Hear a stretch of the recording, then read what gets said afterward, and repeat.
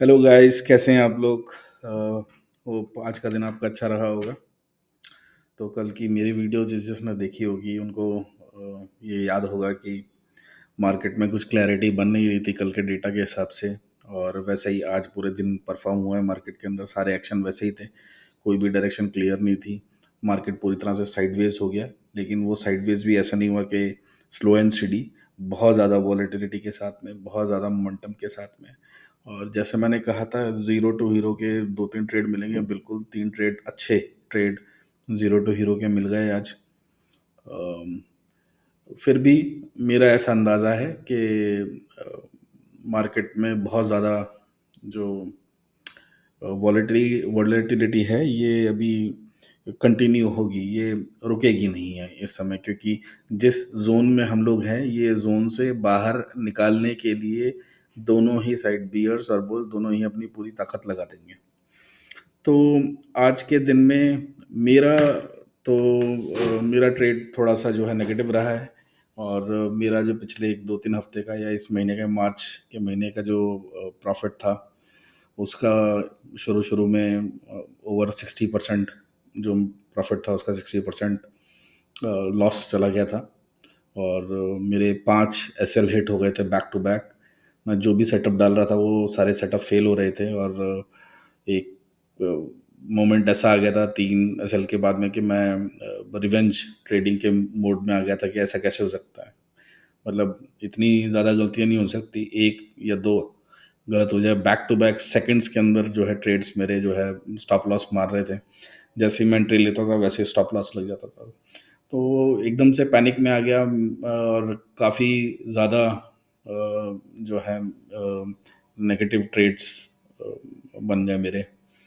तो मुझे पूरी तरह से एकदम दिमाग में कुछ भी नहीं आ रहा था कि क्या करना चाहिए, क्यों मैं फेल हो रहा हूँ, जबकि मैं पूरी तरह से चार्ट को, पैटर्न को, सबको फॉलो कर रहा हूँ, तो अचानक ऐसा क्या हो रहा है।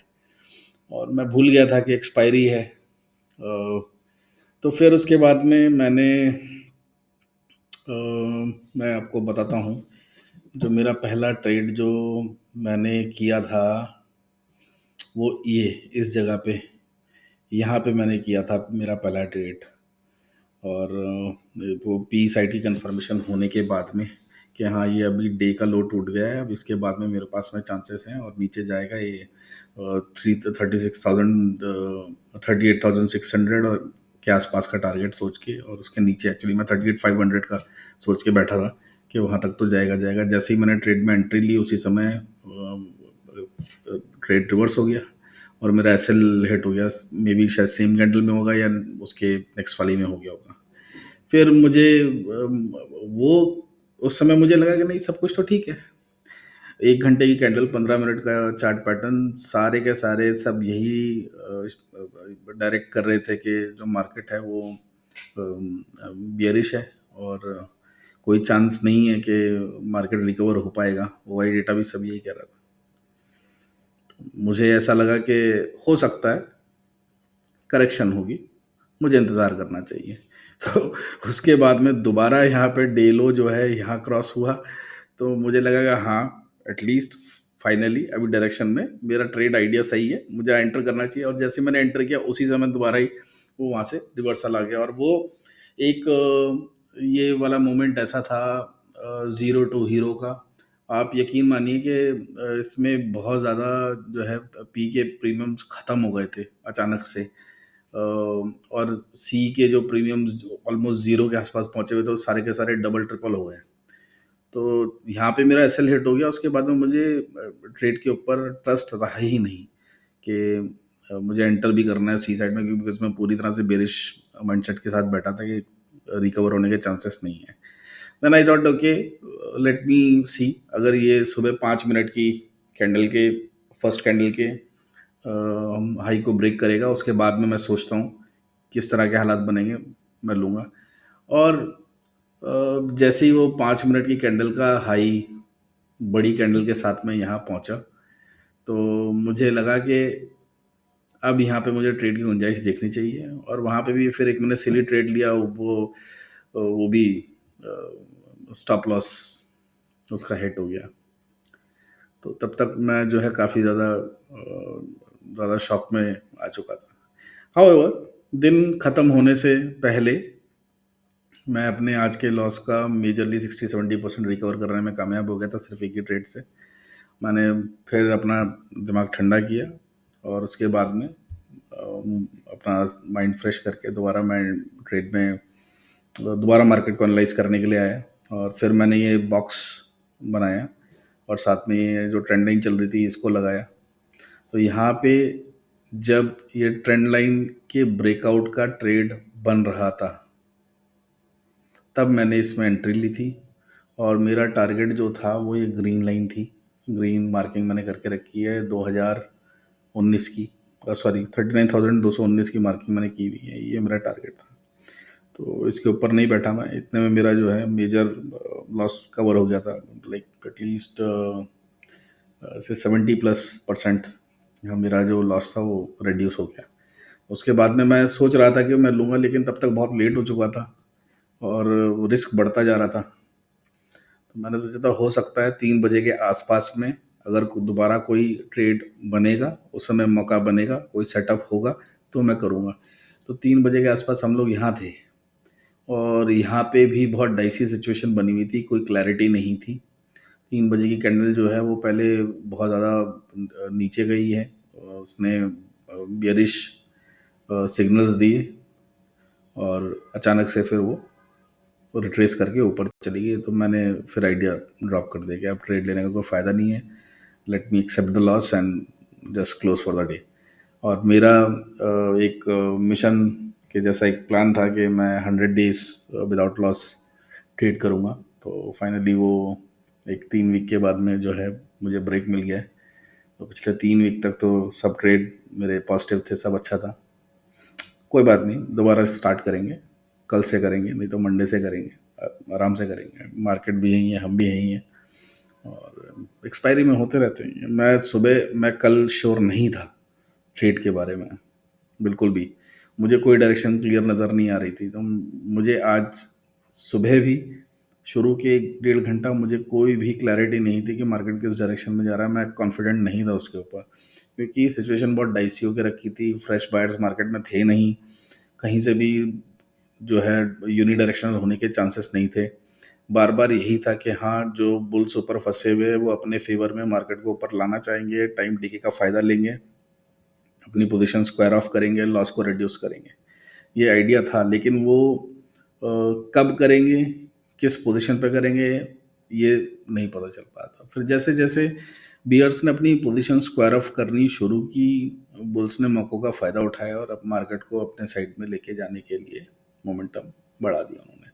बहुत अच्छा दिन था। और अगर मैं पिछले 2 साल की बात करूं तो बहुत रेयर ऐसे मौके आए हैं एक्सपायरी के दिन, खास तौर से जब इतने ज़्यादा वॉलेटिलिटी और मोमेंटम के साथ में मार्केट चला है। बहुत अच्छी एक्सपायरी थी, हालांकि मेरा लॉस हुआ, कोई दिक्कत नहीं है। मार्केट में जो एक्शन हुआ वो ज़्यादा इम्पोर्टेंट है। बहुत ज़्यादा चीज़ें आज के दिन सीखने वाली थी, कई सारे पैटर्न्स, कैंडल्स जो आप सीखते हैं, बेसिक टेक्निकल्स जो आप सीखते हैं, वो सारे के सारे आज के चार्ट पैटर्न में आपको मिल जाएगा। चाहे आप 15 मिनट का देखो, चाहे 5 मिनट का देखो, चाहे 1 मिनट का देखो, चाहे 1 घंटे का देखो, दिन का देखो, आपको सारे के सारे पैटर्न और कैंडल्स जो हैं और उनके अफेक्ट मार्केट में कैसे होते हैं, क्या इम्पैक्ट होता है उन कैंडल्स के बनने के बाद में, क्या पैटर्न का बनने के बाद में क्या इम्पैक्ट होता है, क्या इफेक्ट होता है, वो सारे के सारी चीज़ें आज आपको देखने को मिली हैं मार्केट में। तो बहुत अच्छा लर्निंग डे था और मैं उम्मीद करता हूँ आप सबको इससे कुछ ना कुछ सीखने को ही मिला होगा और आपको प्रॉफिट हुआ तो बहुत बहुत बधाई आपको। और सावधानी रखें, अभी भी मार्केट में कुछ भी कूल डाउन हुआ नहीं है। अब बात करते हैं आगे क्या होगा। ये एक्सपायरी तो डन हो गई हमारी, अगली एक्सपायरी 23 तारीख को है। तो 23 तारीख की एक्सपायरी कैसी हो सकती है और अगले हफ्ते के लिए हमारा क्या प्लान हो सकता है, किस डायरेक्शन के बारे में, क्या थॉट प्रोसेस लेके हमको मार्केट में बैठना चाहिए, इस बारे में हमको सोचना चाहिए। तो 16th is gone, next is 23। तो देखते हैं सबसे पहले कि जो चमत्कार आज हुआ है, कल की आपको याद होगा, कल बहुत स्ट्रांग बियरिश इनगल्फिंग कैंडल बन गई थी और मार्केट में पूरी तरह से हर जगह यही एक अनुमान था कि अब भयंकर फॉल होगा। लेकिन जो बियरिश इनगल्फिंग कैंडल का जो इफ़ेक्ट होना चाहिए था, वो नहीं हुआ। और वो क्यों नहीं हुआ उसके बारे में मैं बताऊँगा आपको। क्या वो कल हो सकता है कि नहीं हो सकता, ये भी मैं आपको बताऊँगा। और आज जो कैंडल बनी है उसका क्या फ़ॉर्मेशन है और क्या इम्पैक्ट है, ये भी मैं आपको समझाने की कोशिश करता हूँ। तो हम सबसे पहले अपना देखेंगे डे 1 डे की कैंडल का चार्ट। तो ये हमारी 1 डे का चार्ट पैटर्न है बैंक निफ्टी का। मैं ये लेवल्स हटा देता हूँ यहाँ से, इनका कोई काम नहीं रहा है। इन लाइन का जो जीवन था आज तक का था, अब दिन खत्म, मामला खत्म। तो देखिए, तो ये हमारा ये पिछला पूरा एक हफ्ता है ये हमारा। ये सारा का सारा आप देखेंगे लगातार जो है ये फॉल होता रहा है। और ये जो गैप डाउन हुआ था इस जगह पे, इस गैप डाउन ने पूरे एक्सपायरी का गेम चेंज कर दिया। अगर ये गैप डाउन नहीं हुआ होता, इतना बड़ा गैप डाउन नहीं हुआ होता, तो ये जो हम आज क्लोजिंग यहाँ कर रहे हैं, मैं ऐसी उम्मीद करता हूँ कि हम लोग अ, बहुत हाई पॉसिबिलिटी थी कि वो हम लोग कुछ इस इस जोन में, यहाँ पे हम लोग इसको मार्केट को क्लोज कर रहे होते 42,000 के ऊपर। और इसका रीज़न भी है। इस रीज़न को हम दोबारा किसी और वीडियो में डिस्कस कर लेंगे, वो डिटेल्स बहुत लंबी जाएंगी।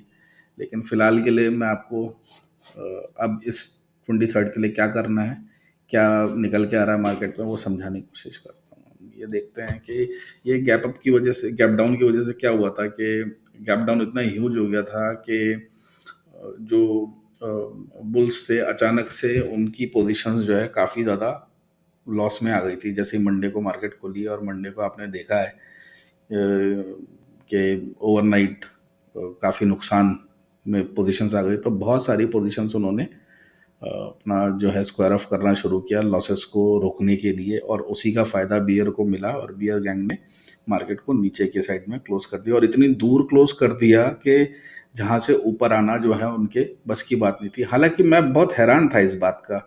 ये ये जो कैंडल थी हमारी, आई थिंक ये मंडे की 10 तारीख की, नो फ्राइडे की, मैं बहुत हैरान था कि ये गैप डाउन होने के बाद में भी बहुत ज़्यादा इम्पैक्ट क्यों नहीं दिखा पाए फ्राइडे को बियर्स। तो उसका रिजल्ट, उसका रीज़न जो मिला है वो मिला है मंडे को। जब मंडे को मार्केट खुली है, वो मंडे को वो भी मार्केट जो है गैप डाउन थोड़ी सी खुली है और वहाँ से उन्होंने बिल्कुल भी मौका नहीं दिया। अब यहाँ पे भी ये छोटा सा जो आप देखोगे गैप डाउन है यहाँ पे, और वो पहले ही ऑलरेडी जो बहुत सारे बुल्स थे वो लॉसेस में थे और नियर लॉसेस में थे। और जैसे ही यहाँ पे गैप डाउन हुआ है उसके बाद में बिल्कुल भी मौका नहीं मिला। एक बार मार्केट थोड़ी ऊपर गई है जैसे गैप डाउन के बाद में गैप फिल करने के चक्कर में, और वहाँ पे अब बुल्स ने अपनी सारी पोजीशंस जो है निकालनी शुरू करी जो वो नियर लॉसेस में थी या लॉसेस में थी। कि अब इसके नीचे क्या होगा अंदाज़ा नहीं है, क्योंकि कोई स्पेशल पैटर्न कुछ बन नहीं रहा था वहाँ पे। वहाँ पे सिर्फ जो था वो साइकोलॉजी का गेम था कि हाँ लॉसेस हैं, बढ़ जाएंगे, अभी पहले लॉसेस को कवर करो, कम करो। तो वहाँ से फिर बियर्स ने अपना फ़ायदा उठा के बहुत ही बड़ा, आपको याद होगा, ऑलमोस्ट 90 डिग्री का फॉल दिया था। और ये हमारे लिए एक लर्निंग कैंडल है, लर्निंग ट्रेड है ये 3 दिन के। ये कभी भी दोबारा जीवन में next week, next to next week या उसके अगले हफ्ते कभी भी ये दोबारा रिपीट हो सकते हैं। तो हमको इससे सावधान रहना है। और इस ऐसी स्थिति बन जाएगी जब लगातार 2 दिन back to back gap down हो जाए, तो इस तरह की सिचुएशन दोबारा आ सकती है। तो अब आज के दिन हमारे पास में एक हैमर कैंडल, अच्छी स्ट्रॉन्ग पॉजिटिव हैमर कैंडल बन गई है। और इसने कल की जो बियरिश एनगल्फिंग है उसके इम्पैक्ट को काफ़ी हद तक रोक दिया है। अगर ये जो पॉजिटिव क्लोजिंग हुई है, ये अगर आज यहाँ पे नेगेटिव रेड कैंडल बन जाती, भले ही कोई स्पेसिफिक कैंडल पैटर्न नहीं बनता, तो भी बड़े चांसेस थे कि कल और कल के बाद अगले हफ्ते मार्केट नीचे की तरफ ही स्लाइड करती रहती, चाहे धीरे धीरे करती, लेकिन वो करती रहती। लेकिन अब जो है बुल्स ने अपनी प्रेजेंस को दोबारा मार्केट में लाने के लिए एक अच्छे पॉइंट पे जाकर क्लोजिंग दी है।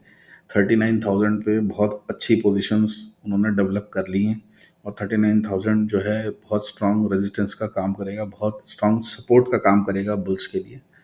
तो अब अगर ये कैंडल कल हम देखते हैं कि मार्केट गैप अप हो जाए तो बहुत ज़्यादा फेवरेबल हो जाएगा, बहुत अच्छा फेवरेबल हो जाएगा। किसी भी तरह से मार्केट कल ये जो एरिया है 550, 39,500 या 550 के ऊपर किसी तरह से क्लोजिंग दे देगा, तो हमको फिर मंडे को, अगर कोई ग्लोबल कैलामिटी ना आ जाए, हमारे अमेरिकन दोस्त कुछ चमत्कार ना कर दे, चाइनीज़ रशियन दोस्त कुछ चमत्कार ना कर दें, कुछ नेगेटिव खबर ना लाएं, मार्केट नॉर्मल रहे, और मंडे को हम लोग हल्का सा गैप डाउन, ओ सॉरी गैप अप, या कुछ फ्लैट ओपनिंग जैसा मिल जाएगा 550 के ऊपर, तो हमको एक बहुत अच्छी बड़ी 1000 पॉइंट की रैली देखने को मिलेगी। और मैं ये समझता हूँ कि कल का दिन हमारे लिए बहुत ज़्यादा इम्पॉर्टेंट है। कल को अगर आप देखेंगे ट्रेड करना, मैं तो पॉजिटिव और एक बुलिश माइंडसेट के साथ में, ओवरव्यू के साथ मार्केट में बैठूंगा कल। और यूजुअली भी नॉर्मली मेरी टेंडेंसी है, मैं बुलिश व्यू को ही सपोर्ट करता हूँ, और मैं चाहता हूँ कि मार्केट की स्ट्रेंथ बढ़े। और ख़ास तौर से बैंक निफ्टी के अंदर जितने कंपोनेंट हैं सभी बैंक से उनको बहुत क्लोजली मैं फॉलो करता हूँ, और काफ़ी सारे बैंक्स के अंदर मैंने जो है छोटी मोटी पोजीशंस होल्ड करके रखी हुई हैं, और मैं उनको कभी डाइल्यूट नहीं करता, कभी डिसॉल्व नहीं करता, निकालता नहीं हूँ, मैं उसको रखता हूँ, इंक्रीज करता हूँ, डिप आता है बाय करता हूँ। यही मेरा स्टाइल है। मुझे बैंकों की स्ट्रेंथ पे बहुत ज़्यादा भरोसा है, और भारत के जो बैंक हैं बड़े बैंक हैं, और जो नए भी हैं धीरे धीरे वो भी स्ट्रेंथ की तरफ जा रहे हैं। जो बड़े हैं वो तो बहुत ज़्यादा अच्छी पोजीशन पे बैठे हुए हैं। आप ये बात समझिए, बैंक निफ्टी का निफ्टी 50 के ऊपर बहुत ह्यूज इम्पैक्ट है, और इसीलिए मैं बैंकों के ऊपर और बैंक निफ्टी में काफ़ी काफ़ी विश्वास रखता हूँ। बैंक निफ्टी पूरी तरह से निफ्टी 50 को घुमा सकता है, उसके उसके पूरे प्लान को तहस नहस कर सकता है, उसके प्लान की डायरेक्शन चेंज कर सकता है अपनी तरह से। तो इसलिए मेरा बैंक निफ्टी पे काफ़ी विश्वास है। निफ्टी पे अब फ़िलहाल कुछ महीनों से मैं ट्रेड नहीं ले रहा हूँ, उसको मैं देखता भी नहीं हूँ। मैं देखता हूँ जनरली बस आइडिया के लिए, हाँ कहाँ जा रहा है, उसके कंपोनेंट क्या कर रहे हैं, लेकिन एक ट्रेड पॉइंट ऑफ व्यू से मैं थोड़ा निफ्टी को अवॉइड करता हूँ, क्योंकि मैं नहीं चाहता कि मैं दो तरफ डिस्ट्रैक्ट हूँ।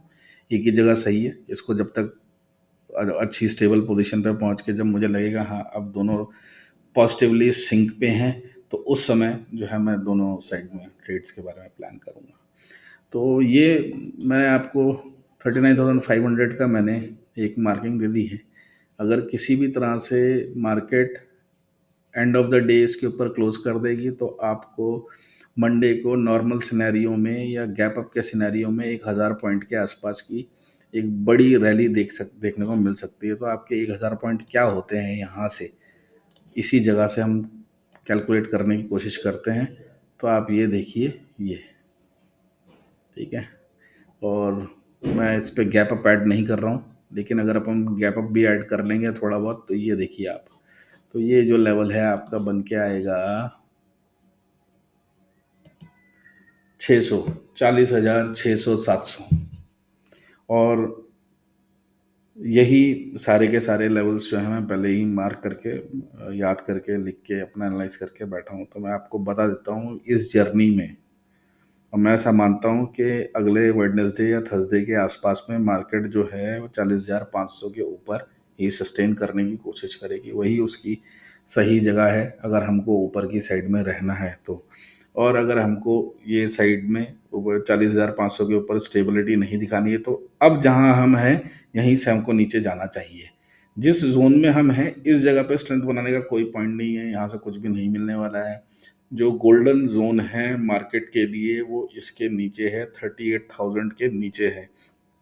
38,000 से 37, 35,000 का जो रीजन है वही हमारे लिए गोल्डन जोन है। वहाँ पे बायर्स भी हैप्पी हैं, सेलर्स भी हैप्पी हैं, बियर भी हैप्पी हैं, बुल्स भी हैप्पी हैं, और कोई भी आएगा उसको भी हैप्पी करके भेजा जाएगा। तो मार्केट जो है उस जगह पे बहुत अच्छी होती है। लेकिन अगर मार्केट और स्ट्रांग होती है, तो ये सबके लिए ही अच्छा है। किसी ना किसी पॉइंट पे तो पहुंचना पड़ेगा। हम एक ही जगह पे बैठकर ये नहीं सोच सकते कि भाई यहाँ सबका दाल रोटी चल रही है, सबका अच्छा चल रहा है तो यहीं रहना चाहिए, ऐसा नहीं है। मार्केट को तरक्की करना चाहिए, चेंज लाइफ के लिए अच्छा है, सबके लिए अच्छा है। तो हमारे लिए पहले चमत्कार वाले लेवल कौन से हैं? चमत्कार के हमारे पहले लेवल हैं जहाँ जो हमको सपोर्ट मिलने के, जहाँ पे हम लोग मेजरली बुल्स सपोर्ट बनाएंगे अपने। इसका मतलब दूसरे तरीके से भी आप समझ सकते हो कि जहाँ पे ज़्यादा फाइट होने के चांसेस है, सबसे पहला लेवल होगा 39,500। अगर वहाँ पे हम अपना सपोर्ट बनाने में कामयाब हो गए तो 39,800, वो थोड़ा सा कमज़ोर होगा। लेकिन अगर वो टूटेगा उसके बाद में हम रुकेंगे नहीं और हम जाएंगे 40,000 के पार। 40,000 पे हम मेजर सपोर्ट डेवलप करने की कोशिश करेंगे। 39,500 के बाद में मेजर सपोर्ट अगर हम कहीं पे डेवलप करने वाले हैं, तो हमारे लिए जो फेवरेबल जगह हैं वो 39,500 है बुल्स के लिए, और दूसरी जगह है 40,000 की। इसके बाद में छोटे छोटे से दो हैं, 40,200 एंड 40,300। यहाँ पे भी हम फोर्टिफाई करना चाहेंगे अपनी पोजीशन को, जो हमको फ़ायदा देगी। और उसके बाद में 40,500। अगर किसी भी तरह अगले हफ्ते वेडनेसडे को या वेडनेसडे से पहले हम 40,500 के ऊपर एक स्ट्रांग प्रेजेंस बनाने में कामयाब हो गए, तो अगली एक्सपायरी हमको पूरी तरह से अप साइड में रैली करती हुई मिलेगी। बहुत मज़ा आने वाला है अगली एक्सपायरी में। तो उसके लिए हमको इस वीक में अगर बुलिश मूवमेंट देखने को मिलेगा तो काफ़ी अच्छा है सबके लिए, मार्केट के लिए। अब ये तो बात हो गई कि गैप अप हो जाए और बुल्स अपनी फॉर्म में वापस आए, मार्केट को दोबारा ऊपर पंप अप करके लेके जाएं। तो और मैं ये कहता हूँ 40,500 तक नहीं रुकेंगे हम लोग, 41,500 के ऊपर पहुंचने की, क्लोजिंग करने की कोशिश करेंगे वेडनेसडे को या थर्सडे को। लेकिन अगर नहीं भी कर पाते हैं और हमने एक्सपायरी के आसपास में वेडनेसडे को या थर्सडे को 40,500 के ऊपर किसी भी तरह से क्लोजिंग कर ली है, तो हमारे पास में फ्राइडे है। इस बात को देखा जाए, वहाँ नई पोजीशंस बनेंगी अगली एक्सपायरी की, मंथ एंड एक्सपायरी की, वहाँ ले जाएंगे ऊपर, कोई दिक्कत नहीं उसकी। तो मान लीजिए ये अगले हफ्ते की एक्सपायरी का जो हम प्लान बना रहे हैं वो किसी भी तरह से फेल हो जाता है। कैसे? जैसे कि ये एक गैप डाउन हुआ जिसका बियर्स ने फ़ायदा उठा लिया, एक ये गैप डाउन हुआ जिसका बियर्स ने फ़ायदा उठा लिया, और पूरी तरह से हमारी पूरी मेहनत जो हम बार बार मार्केट को ऊपर लेकर आ रहे हैं, और फिर वो इस तरह से गैप डाउन जैसी चीज़ों का फ़ायदा लेके मार्केट को नीचे ले आते हैं। तो ऐसी सिचुएशंस आ जाएं और फिर दोबारा से नेगेटिव और बियरिश सेंटीमेंट मार्केट में डेवलप हो जाए, तो कौन सी जगह होंगी जहाँ पे डैमेज कंट्रोल का काम होगा? तो डैमेज कंट्रोल के जो काम होंगे वो मैं बताता हूँ। सबसे पहले आपका डैमेज कंट्रोल होगा 38,500। ये सब मैं बता रहा हूँ 39,000 को बेंचमार्क रखे। अगर 39,000 हमारा आज की डेट में बेंचमार्क है, स्ट्राइक प्राइस, तो 38,500 में सबसे पहले हम अपना डैमेज कंट्रोल करने की कोशिश करेंगे, वहाँ पोजीशन डेवलप करेंगे, मार्केट उसके नीचे और नहीं जा पाए। लेकिन किसी भी तरह किसी ऐसे सिनेरियो में जो अनफोर्सीन हो, उसमें अगर ये लेवल टूट जाता है तो उसके बाद में हमारी नेक्स्ट, नहीं उससे पहले एक और है, उससे पहले है 38,800। सबसे पहले जो है हम लोग 38,000, 39,000 के नीचे अगर मार्केट जाएगी तो हमारा डैमेज कंट्रोल का सबसे पहला पॉइंट है 38,800। और अगर वो टूट जाता है, वहाँ हम सस्टेन नहीं कर पाते, तो हम जाएंगे 500 पे। 500 पे अपनी पोजीशन जो है फोर्टिफाई करने के लिए, बनाने की, स्ट्रेंथ देने की कोशिश करेंगे, और कोशिश करेंगे उसके नीचे मार्केट नहीं जाए। लेकिन एनी अनफॉर्चुनेट इवेंट, किसी को मालूम नहीं है दुनिया में क्या होने वाला है, कहाँ से क्या न्यूज़ आ जाएगी, मार्केट में उसका क्या इम्पैक्ट पड़ेगा, कोई भी यहाँ पे उतना ज्ञानी नहीं है। तो फिर जो है बड़े साइकोलॉजिकल जो स्ट्राइक प्राइस है उसकी जगह पे जो आसपास में होगा वहाँ पे ही पोजीशंस बनेगी। तो 38,500 के बाद में 400 पे, और 400 के बाद में 200 पे, ये दो जो इम्पॉर्टेंट हैं कि ये हमारे लास्ट पोजीशंस होंगी, जिसके बाद में बुल्स जो हैं इतने भयंकर लॉस में होंगे कि वो लॉस अपना लॉस सस्टेन नहीं कर पाएंगे, रोक नहीं पाएंगे और उनको अपनी पोजीशन स्क्वायर ऑफ करनी पड़ेगी, एक्सपायरी हमारी फेल हो जाएगी। इसके बाद में एक आखिरी कोशिश जो होगी वो होगी 38,000 के आसपास की। ये मैं सारा का सारा बता रहा हूँ आपको 23 मार्च की जो एक्सपायरी है, अगले हफ्ते की एक्सपायरी, अगर मेरे को डेट ठीक से याद नहीं हो तो जी हाँ 23 है। 23 मार्च की एक्सपायरी के पॉइंट ऑफ व्यू से मैं बता रहा हूँ। तो ये मंथ एंड के लिए नहीं है, ये ओवरऑल के लिए नहीं है, ये सिर्फ एक एक्सपायरी टू एक्सपायरी के एनालिसिस के बारे में मैं आपको बता रहा हूँ कि डैमेज कंट्रोल कहाँ तक होगा, अगर लॉसेस बढ़ेंगे तो किस लेवल पे जाकर वो लॉसेस को कंटेन करने का काम आएगा। तो 38,000 वो लास्ट जगह होगी जहाँ पे बुल्स जो है अपनी आखिरी कोशिश करेंगे, इसके नीचे मार्केट जाने की कोशिश करेगा, तो वो चाहे वो ट्यूसडे हो, चाहे वेडनेसडे हो, चाहे थर्सडे हो, वो अपनी पोजीशन सारी स्क्वायर ऑफ कर देंगे। वहाँ पे फिर वो उनके पास उनके हाथ में कुछ नहीं बचेगा और वहाँ से फिर मार्केट रिकवर नहीं होगी, नेगेटिव सेंटीमेंट होगा और उसके बाद में मंथ एंड की जो एक्सपायरी होगी वो उसी मोमेंटम में चलेगी। वो फिर उसके बाद में मेरे मेरे पॉइंट ऑफ व्यू से उसके नीचे दोबारा फ्रेश पोजीशंस बनाने का कोई पॉइंट नहीं है। फिर उसके बाद में देखभाल के 38,000 से 35,000 के बीच के रेंज में एक फ्रेश आईडीए के साथ में ही पोजीशंस बनानी होगी। और वो भी फिर अगर एक एक एक्सपायरी टू एक्सपायरी नहीं बनेगी, वो क्वार्टरली पोजीशंस बनेगी। तो वो पोजीशंस अगर बनेगी तो कम से कम 1-2 महीने 3 महीने वो पोजीशंस रहने वाली हैं। तो इस बात को ध्यान रखना चाहिए कि अगर हम नेगेटिव सेंटीमेंट में चले जाएं, बियरिश मूड में चले जाएं, तो मार्केट का क्या अंजाम हो सकता है, कहाँ पहुंच जाएगी, तो ये आपको ध्यान रहना चाहिए।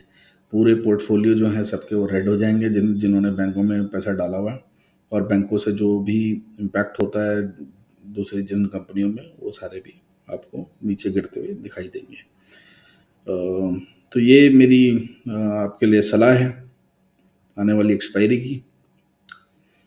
एक बार फिर से, ये जो हैमर आज बनी है इसका फ़ायदा हम तभी उठा सकते हैं जब कल के दिन ये 500 550 के आसपास में या उसके ऊपर क्लोज करने में कामयाब हो गए।